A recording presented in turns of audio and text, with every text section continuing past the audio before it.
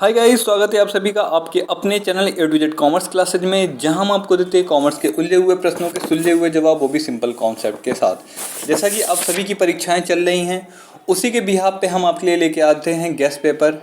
तो आज जो है हम बिजनेस रेगुलेटरी फ्रेमवर्क के गेस्ट पेपर पार्ट 2 की बात करेंगे। तो लास्ट वाले सीरीज़ में हम लोगों ने जो देखा था उसमें हमने निगोशिएबल एक्ट से और कंज्यूमर प्रोडक्शन एक्ट और फेरा से हमने क्वेश्चन ले रखा था। आज के इस वीडियो में हम आपके लिए Indian contract act, special contract और जो है सेल्स ऑफ गुड्स एक्ट से क्वेश्चन को लेकर के आए हुए हैं। तो दोनों ही सिलेबस को या दोनों ही वीडियो को आप अलग अलग देखिएगा। सबसे पहले जो मैंने पहले वीडियो बनाए उसके सारे क्वेश्चन आप तैयार कर लीजिएगा। शॉर्ट के जो सबसे ज़्यादा क्वेश्चन जो बनेंगे वो आपके यहीं से बनने वाले, इंडियन कॉन्ट्रैक्ट एक्ट से बनने वाले हैं। तो आइए देखते हैं क्वेश्चन। जो सबसे पहला जो क्वेश्चन बनना है, मीन बाई माइनर। माइनर से आप क्या समझते हैं, जिसको आप अवयस्क भी बोलते हैं। तो ध्यान दीजिए, कहीं कहीं किसी कंडीशन में 18 है, नॉर्मली तो 18 ही होता है, लेकिन कुछ कंडीशन ऐसे हैं जो 21 भी हो जाता है। तो इसका डिटेल जो है अपनी बुक से पढ़ लीजिएगा। फिर नेक्स्ट है फ्यूचर गुड्स या संभावित माल से आप क्या समझते हैं। नेक्स्ट है कैविट इम्पिटर। तो कैविट इम्पिटर का मतलब ये आपका जो टॉपिक है सेल्स एंड गुड्स एक्ट से है। इसमें ये पूछता है कि क्रेता जो है, जो आपका क्रेता है, वो किस तरह से, उसके लिए क्या क्या विशेष सावधानियां हैं, उससे रिलेटेड यहाँ पे क्वेश्चन बनते हैं।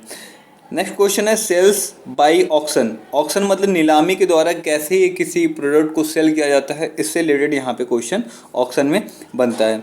फिर जो आपका परफॉर्मेंस से आप क्या समझते हैं, जिसको आप हिंदी में निष्पादन भी कहते हैं। तो निष्पादन वाला पॉइंट जो है आपका ये इंडियन कॉन्ट्रैक्ट एक्ट का पॉइंट है ये। फिर ग्रेस डे या अनुग्रह दिन क्या होता है। कंज्यूमर फोरम, ये कंज्यूमर फोरम मैंने लास्ट वाले वीडियो मैंने बताया था कि ये 3 मतलब होते हैं। एक तो डिस्ट्रिक्ट लेवल का हो गया, नेक्स्ट जो स्टेट लेवल हो गया, और नेक्स्ट जो है वो नेशनल लेवल का होता है। तो इसके बारे में डिटेल आप एकदम अच्छे से पढ़ के जाएंगे एग्जाम में, क्योंकि एग्जाम में हो सकता है लॉन्ग भी बन सकता है और शॉर्ट भी बन सकता है। नेक्स्ट है ऑफ़र। ऑफ़र से आप क्या समझते हैं, ये तो आपको बहुत ही अच्छे से पता होगा। फिर उसके बाद है जनरल ऑफ़र, और यहाँ पर आप ऑफ़र के प्रकार भी पढ़ के जाइएगा। फिर उसके बाद ऑब्लिगेशन, दायित्व क्या होता है। कंसिडरेशन, प्रतिफल क्या होता है। तो प्रतिफल जो है ये 2D के अकॉर्डिंग बताया जाता है। प्रतिफल से आप क्या समझते हैं, तो ये सारी चीज़ें एकदम डिटेल में करके जाइएगा।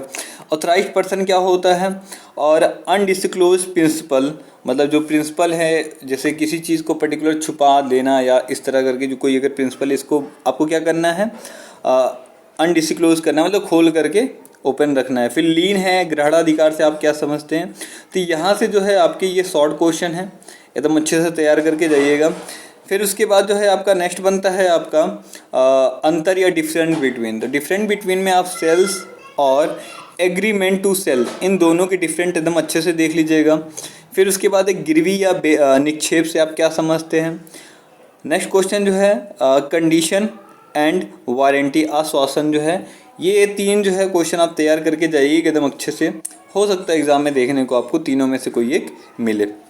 लॉन्ग क्वेश्चन जो आपके बनेंगे इस चैप्टर से, तो पहला ये है कि अनुबंध खंडन की दशा में पीड़ित पक्षकार के लिए क्या क्या उपचार है।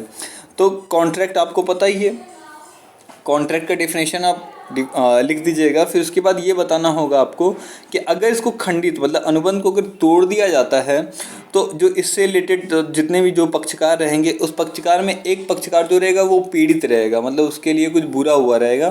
तो उनके उपचार के लिए क्या क्या मतलब कानून या रूल रेगुलेशन हैं जो बने हुए हैं, जिनको सॉल्व करना है। तो ये यहाँ पे क्वेश्चन बना हुआ है। नेक्स्ट क्वेश्चन पूछ रहा है उत्पीड़न क्या होता है, और अनुबंध की वैधता पर उत्पीड़न का प्रभाव क्या होता है। मतलब अनुबंध को अगर वैध बनाना है तो इसका जो उत्पीड़न का प्रभाव क्या बनता है, ये वाला भी क्वेश्चन आप पढ़ के जाइएगा। फिर उसके बाद जो है व्यर्थ ठहराव से आशय पूछता है। मतलब व्यर्थ ठहराव क्या होता है, व्यर्थ को एकदम अच्छे से डिटेल करके जाइएगा। मतलब वैसा है कि जो कानून द्वारा परिवर्तनीय ना हो, तो वो क्या कहलाता है, व्यर्थ कहलाता है। और ये याद रखिएगा कि ये अगर ठहराव पूछ लिया तो ठहराव के बारे में लिखेंगे, और व्यर्थ अनुबंध भी होता है तो अनुबंध का भी डिटेल आप पढ़ के जाइएगा, क्योंकि बच्चे अक्सर कंफ्यूज हो जाते हैं, दोनों में थोड़ा सा माइनर सा डिफरेंट है। फिर ये पूछ रहा है भारतीय अनुबंध अधिनियम में स्पष्ट रूप से घोषित व्यर्थ ठहराव की व्याख्या कीजिए। मतलब भारतीय अनुबंध अधिनियम में कुछ ऐसे ठहराव बता दिए गए हैं, मतलब स्पष्ट रूप से घोषित कर दिया गया है कि ऐसे ऐसे ये जो ठहराव वो व्यर्थ होते हैं। तो इसका डिटेल आपको एग्जाम में देना होगा।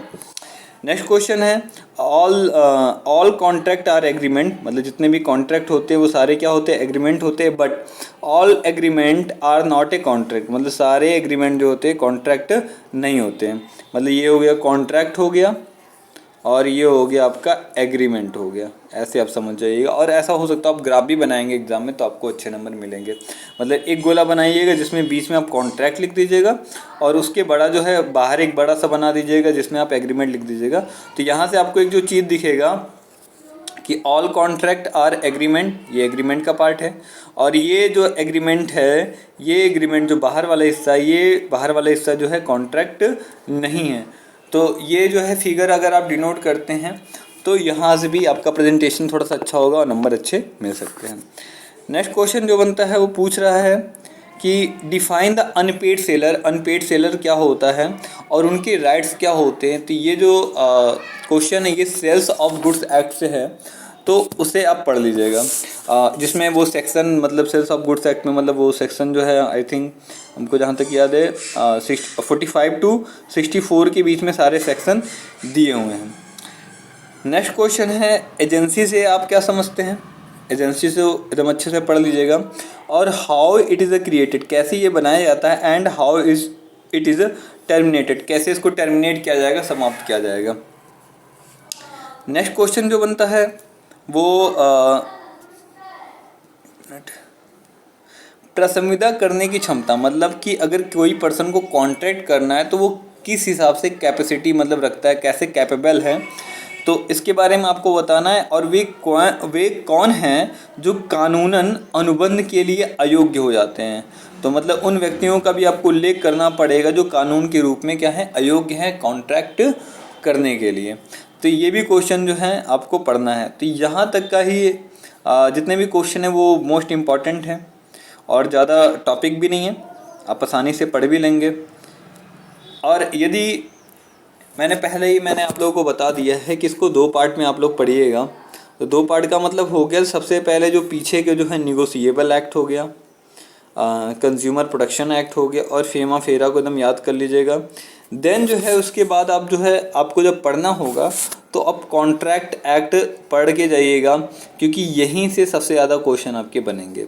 चाहे वो शॉर्ट में बन सकते हों, चाहे वो लॉन्ग में भी देखने को आपको यहीं से सबसे ज़्यादा मिलेंगे। फिर उसके बाद जो है आप सेल्स एंड गुड्स एक्ट पढ़ के जाइएगा।